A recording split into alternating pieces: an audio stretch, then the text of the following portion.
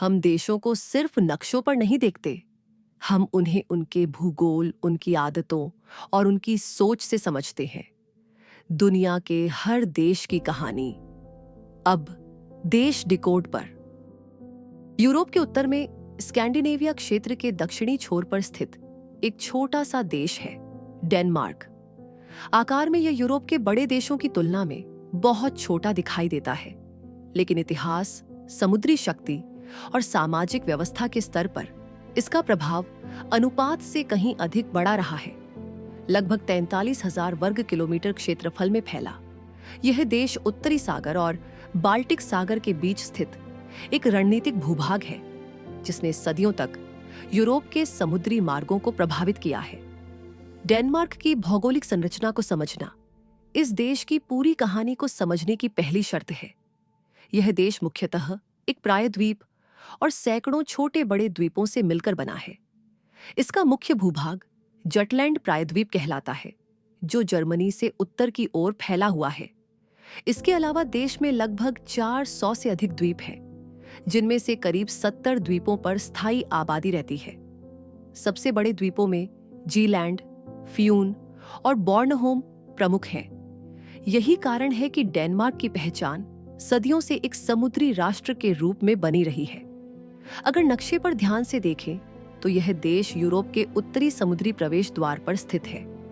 उत्तरी सागर से बाल्टिक सागर में प्रवेश करने वाले जहाजों को ऐतिहासिक रूप से डेनमार्क के जलडमरू मध्य से होकर गुजरना पड़ता था। यही भौगोलिक स्थिति आगे चलकर इस छोटे से देश को मध्यकालीन यूरोप में एक महत्वपूर्ण समुद्री शक्ति बनने का अवसर देती है। आज डेनमार्क की कुल आबादी लगभग 59 लाख के आसपास है। जनसंख्या घनत्व लगभग 135 व्यक्ति प्रति वर्ग किलोमीटर बैठता है, जो यह दर्शाता है कि देश में बसावट अपेक्षाकृत संतुलित है। यहाँ का अधिकांश भूभाग समतल है और औसत ऊंचाई समुद्र तल से केवल लगभग 30 मीटर के आसपास रहती है। इस कारण यहाँ विशाल पर्वत श्रृंखलाएं नहीं मिलती, बल्कि विस्तृत कृषि क्षेत्र, घास के मैदान और समुद्री तटरेखाएं अधिक दिखाई देती हैं। जलवायु की दृष्टि से डेनमार्क एक समुद्री समशीतोष्ण क्षेत्र में आता है। अटलांटिक महासागर से आने वाली हवाएं यहाँ के तापमान को अपेक्षाकृत संतुलित बनाए रखती है। सर्दियां ठंडी होती हैं, लेकिन अत्यधिक कठोर नहीं होती, जबकि गर्मियां मध्यम तापमान वाली होती हैं। वर्ष भर चलने वाली समुद्री हवाएं इस देश की प्राकृतिक पहचान का हिस्सा है। लेकिन डेनमार्क की वास्तविक ऐतिहासिक कहानी तब शुरू होती है जब हम समय को लगभग 1000 वर्ष पीछे ले जाते हैं। 8वीं से 11वीं शताब्दी के बीच स्कैंडिनेविया क्षेत्र से एक ऐसे समुद्री समुदाय का उदय हुआ जिसने पूरे यूरोप के तटीय क्षेत्रों को प्रभावित किया। इन लोगों को इतिहास में वाइकिंग्स के नाम से जाना जाता है। डेनमार्क उन प्रमुख क्षेत्रों में से एक था जहां से वाइकिंग समुद्री यात्राएं शुरू होती थीं। उस समय के डेनिश जहाज अपनी गति और समुद्री क्षमता के लिए प्रसिद्ध थे। इन जहाजों के माध्यम से वाइकिंग योद्धा और व्यापारी उत्तरी यूरोप, ब्रिटेन, आयरलैंड और यहां तक कि फ्रांस के तटीय क्षेत्रों तक पहुंच गए थे। 9वीं और 10वीं शताब्दी के दौरान वाइकिंग अभियानों ने यूरोप की राजनीतिक संरचना को गहराई से प्रभावित किया। लेकिन वाइकिंग इतिहास केवल युद्ध और लूटपाट तक सीमित नहीं था। यह एक समुद्री व्यापार और सांस्कृतिक आदान प्रदान का भी दौर था। डैनिश व्यापारी उत्तरी यूरोप के कई हिस्सों में व्यापारिक नेटवर्क स्थापित कर चुके थे। इसी प्रक्रिया ने धीरे धीरे एक संगठित राज्य व्यवस्था की नींव रखी। 10वीं शताब्दी में डेनमार्क के इतिहास में एक महत्वपूर्ण मोड़ आता है। राजा हेराल्ड ब्लूटूथ के शासनकाल के दौरान डेनमार्क का राजनीतिक एकीकरण शुरू होता है। लगभग 965 ईस्वी के आसपास उन्होंने ईसाई धर्म को अपनाया और पूरे क्षेत्र में एक केंद्रीकृत शासन व्यवस्था स्थापित करने का प्रयास किया। इसी दौर में डेनमार्क धीरे धीरे एक संगठित साम्राज्य की दिशा में बढ़ने लगता है। 11वीं शताब्दी की शुरुआत तक डेनिश राजाओं ने उत्तरी यूरोप के कई क्षेत्रों पर प्रभाव स्थापित कर लिया था। राजा क्नूट महान के शासनकाल में डेनमार्क, इंग्लैंड और नॉर्वे एक ही शासक के अधीन आ गए थे। इसे इतिहास में नॉर्थ सी एम्पायर कहा जाता है। उस समय यह साम्राज्य उत्तरी यूरोप की सबसे शक्तिशाली राजनीतिक संरचनाओं में से एक माना जाता था। हालांकि यह साम्राज्य स्थायी नहीं रहा। कुछ दशकों बाद यह राजनीतिक गठबंधन टूट गया, लेकिन इस दौर ने डेनमार्क को यूरोपीय राजनीति में एक महत्वपूर्ण स्थान दिला दिया। मध्यकालीन यूरोप में डेनमार्क का महत्व केवल समुद्री शक्ति तक सीमित नहीं था। यह देश बाल्टिक क्षेत्र के व्यापारिक मार्गों को नियंत्रित करने की स्थिति में था। इसी कारण डेनिश राजाओं ने समुद्री मार्गों पर कर वसूलने की व्यवस्था विकसित की, जिससे राज्य की आय का एक बड़ा स्रोत तैयार हुआ। 14वीं और 15वीं शताब्दी के बीच डेनमार्क, नॉर्वे और स्वीडन के बीच एक राजनीतिक संघ भी स्थापित हुआ, जिसे कालमार यूनियन कहा जाता है। 1397 में स्थापित इस संघ ने स्कैंडिनेविया के अधिकांश क्षेत्रों को एक ही राजशाही के अधीन ला दिया था। हालांकि समय के साथ स्वीडन इस संघ से अलग हो गया, लेकिन इस घटना ने डेनमार्क की क्षेत्रीय शक्ति को एक बार फिर प्रदर्शित किया। आधुनिक युग में प्रवेश करते समय डेनमार्क को कई राजनीतिक और सैन्य चुनौतियों का सामना करना पड़ा। विशेष रूप से 19वीं शताब्दी में जर्मन क्षेत्रों के साथ हुए संघर्षों के बाद डेनमार्क को अपने कुछ दक्षिणी भूभाग खोने पड़े। इन घटनाओं ने देश के आकार को छोटा कर दिया, लेकिन इसके साथ साथ एक नई राष्ट्रीय पहचान भी विकसित होने लगी। 20वीं शताब्दी में डेनमार्क ने धीरे धीरे एक आधुनिक लोकतांत्रिक राज्य के रूप में खुद को स्थापित किया। आज यह एक संवैधानिक राजतंत्र है, जहां संसद और लोकतांत्रिक संस्थाएं शासन की मुख्य आधारशिला है। डेनमार्क की राजधानी कोपेनहेगन देश का सबसे बड़ा शहर है और लगभग 13 लाख से अधिक लोगों का महानगरीय क्षेत्र यहां विकसित हो चुका है। यह शहर बाल्टिक क्षेत्र के प्रमुख सांस्कृतिक और आर्थिक केंद्रों में गिना जाता है। लेकिन डेनमार्क की कहानी केवल उसके आकार, जनसंख्या या राजनीतिक व्यवस्था तक सीमित नहीं है। इस देश की असली पहचान उस सामाजिक मॉडल में दिखाई देती है जिसने आधुनिक यूरोप में एक अलग उदाहरण स्थापित किया है। और यही वह बिंदु है जहां से डेनमार्क की कहानी केवल इतिहास की नहीं, बल्कि आधुनिक समाज, अर्थव्यवस्था और जीवन शैली की कहानी बन जाती है। अगले भाग में हम समझेंगे कि किस प्रकार यह छोटा सा स्कैंडिनेवियाई देश आज दुनिया के सबसे विकसित और संतुलित समाजों में गिना जाता है। आधुनिक यूरोप में डेनमार्क को अक्सर एक ऐसे देश के रूप में देखा जाता है जहां आर्थिक विकास, सामाजिक सुरक्षा और जीवन की गुणवत्ता एक संतुलित ढांचे में विकसित हुए हैं। यह संतुलन अचानक नहीं बना, बल्कि लगभग एक शताब्दी के दौरान विकसित हुई नीतियों, संस्थाओं और सामाजिक समझौतों का परिणाम है। आज डेनमार्क की अर्थव्यवस्था आकार में भले ही बहुत बड़ी न दिखाई दे, लेकिन संरचना के स्तर पर यह अत्यंत संगठित और उत्पादक मानी जाती है। देश का सकल घरेलू उत्पाद लगभग 400 अरब डॉलर के आसपास बैठता है, जबकि प्रति व्यक्ति आय $65,000 से अधिक पहुंचती है। यह आंकड़ा इसे विश्व के उच्च आय वाले देशों की श्रेणी में रखता है। डेनमार्क की अर्थव्यवस्था का सबसे उल्लेखनीय पहलू यह है कि यहाँ उद्योग, सेवा क्षेत्र और आधुनिक तकनीक तीनों समान रूप से महत्वपूर्ण भूमिका निभाते हैं। पारंपरिक विनिर्माण उद्योग के साथ साथ उच्च तकनीकी उत्पादन भी यहाँ तेजी से विकसित हुआ है।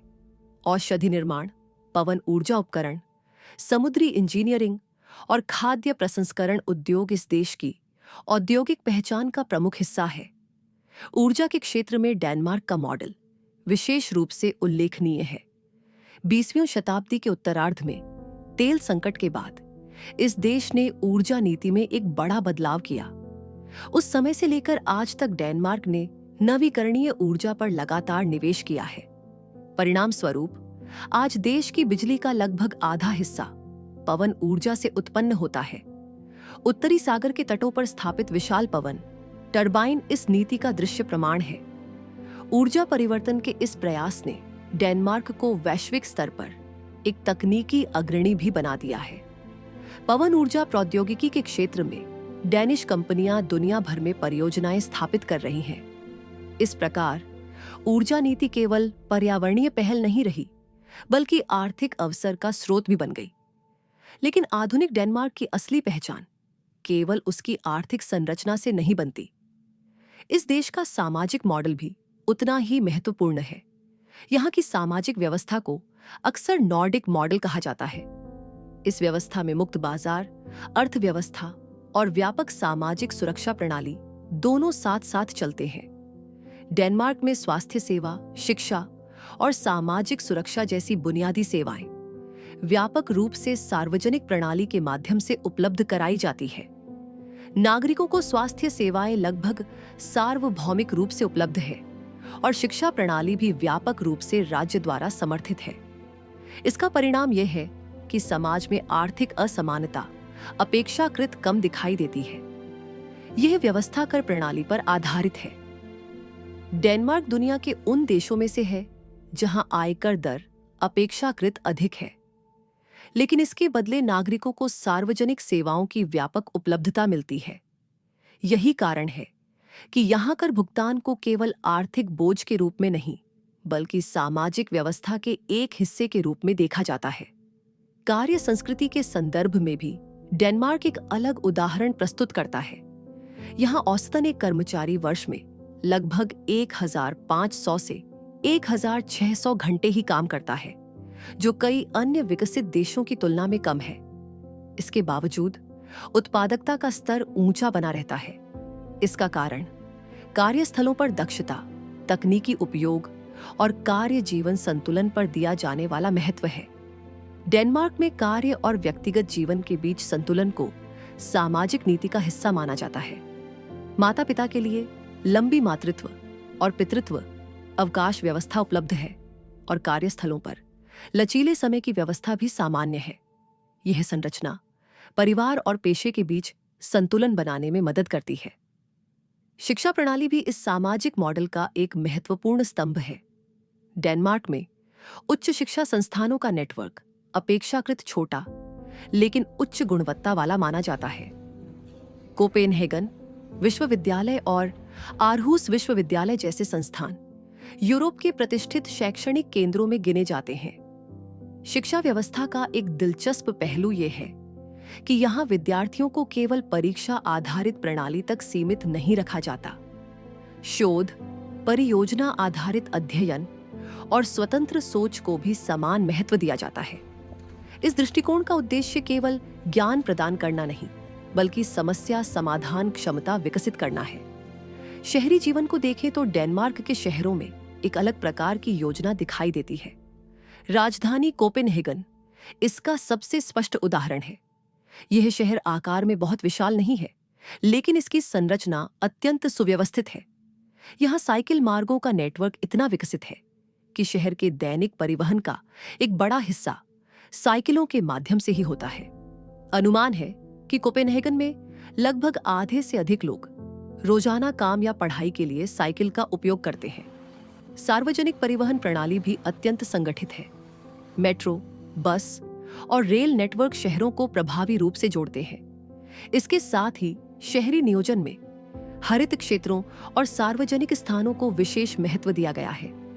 पार्क, जलतट और खुले सार्वजनिक स्थान शहरी जीवन का महत्वपूर्ण हिस्सा है। डेनमार्क का सामाजिक ढांचा विश्वास पर आधारित समाज का उदाहरण भी माना जाता है। यहाँ सार्वजनिक संस्थाओं पर लोगों का भरोसा अपेक्षाकृत अधिक है।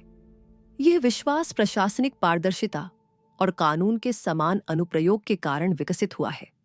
अंतर्राष्ट्रीय सर्वेक्षणों में डेनमार्क अक्सर उन देशों में शामिल रहता है जहां भ्रष्टाचार का स्तर सबसे कम माना जाता है। जनसंख्या संरचना को देखें तो यहाँ समाज अपेक्षाकृत समरूप रहा है, लेकिन पिछले कुछ दशकों में प्रवासन के कारण विविधता भी बढ़ी है। विभिन्न यूरोपीय और गैर यूरोपीय समुदाय अब देश की सामाजिक संरचना का हिस्सा बन चुके हैं। यह विविधता आर्थिक और सांस्कृतिक दोनों स्तरों पर प्रभाव डाल रही है। नए समुदायों के आने से श्रम बाजार का विस्तार हुआ है, जबकि सांस्कृतिक जीवन में भी नए आयाम जुड़ रहे हैं।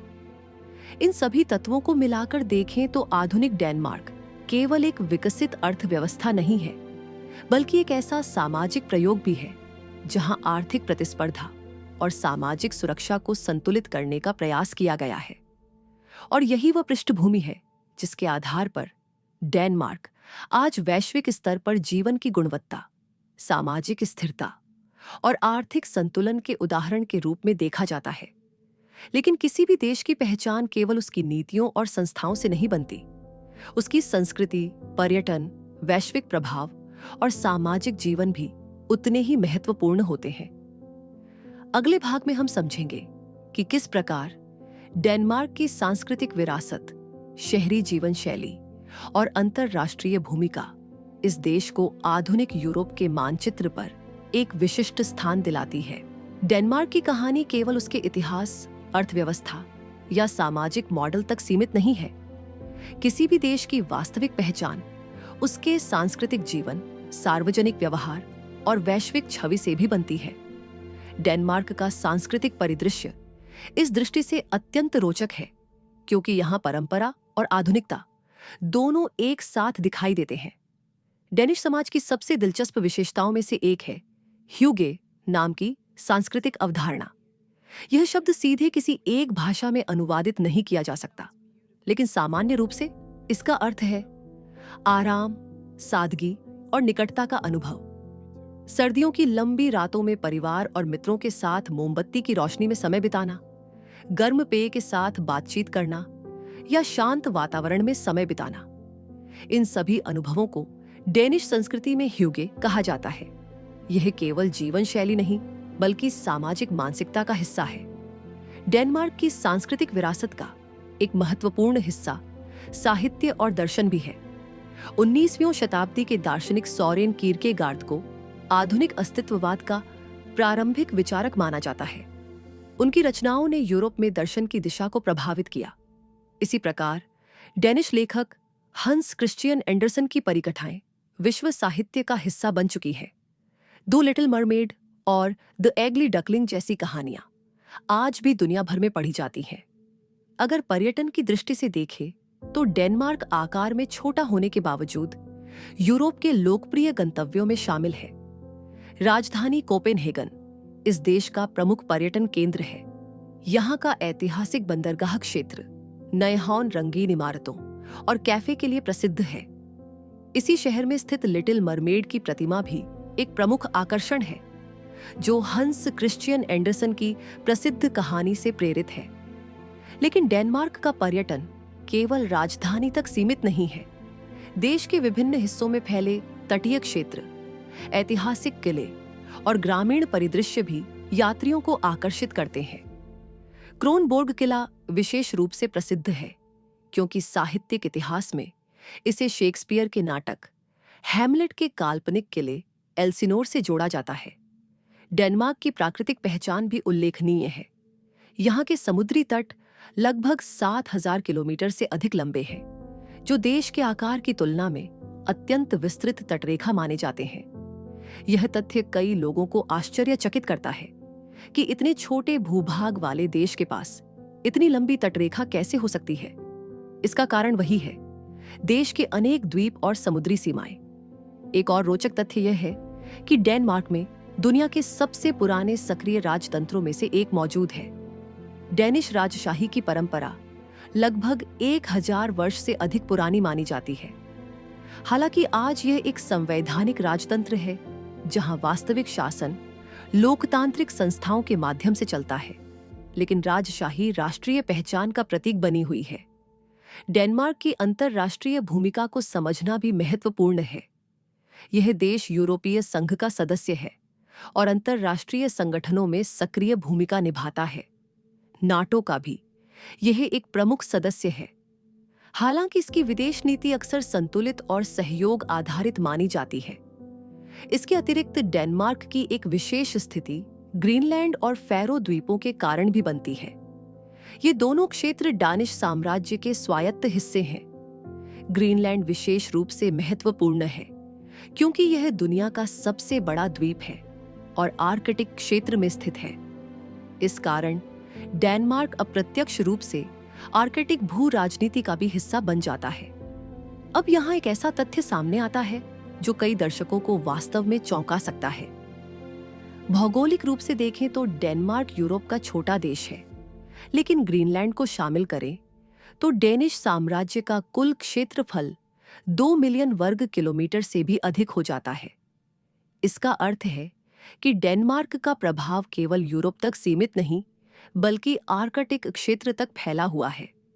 डेनमार्क वैश्विक खुशहाली सूचियों में भी लगातार शीर्ष देशों में शामिल रहता है। संयुक्त राष्ट्र की विश्व खुशी रिपोर्ट में कई वर्षों तक यह देश पहले या दूसरे स्थान पर रहा है। इसके पीछे केवल आर्थिक समृद्धि नहीं, बल्कि सामाजिक भरोसा, सार्वजनिक सेवाएं और जीवन संतुलन जैसे कारक भी महत्वपूर्ण भूमिका निभाते हैं। एक और आश्चर्यजनक तथ्य यह है कि डेनमार्क में नागरिकों का सरकार और सार्वजनिक संस्थाओं पर भरोसा अत्यंत ऊंचा है। सामाजिक सर्वेक्षणों में अक्सर यह पाया गया है कि यहाँ अधिकांश लोग मानते हैं कि सार्वजनिक व्यवस्था उनके हित में काम करती है। यह विश्वास प्रशासनिक पारदर्शिता और मजबूत संस्थागत ढांचे का परिणाम है। खेल और सार्वजनिक जीवन में भी डेनमार्क की पहचान दिखाई देती है। फुटबॉल यहाँ का सबसे लोकप्रिय खेल है, जबकि साइकिलिंग भी राष्ट्रीय जीवन का हिस्सा बन चुकी है। अंतर्राष्ट्रीय प्रतियोगिताओं में डेनिश खिलाड़ियों ने कई बार उल्लेखनीय सफलता प्राप्त की है। डेनिश डिजाइन और वास्तुकला भी विश्व स्तर पर प्रसिद्ध है। आधुनिक फर्नीचर डिजाइन में डेनिश शैली को सादगी, उपयोगिता और सौंदर्य के संतुलन के लिए जाना जाता है। 20वीं शताब्दी के मध्य में विकसित यह डिजाइन आंदोलन आज भी वैश्विक वास्तुकला और औद्योगिक डिजाइन को प्रभावित कर रहा है। अगर पूरे परिदृश्य को एक साथ देखें तो डेनमार्क का उदाहरण हमें यह समझने में मदद करता है कि किसी देश का प्रभाव केवल उसके आकार या जनसंख्या से निर्धारित नहीं होता। कभी-कभी छोटे भूभाग वाले राष्ट्र भी वैश्विक स्तर पर अत्यंत महत्वपूर्ण भूमिका निभा सकते हैं।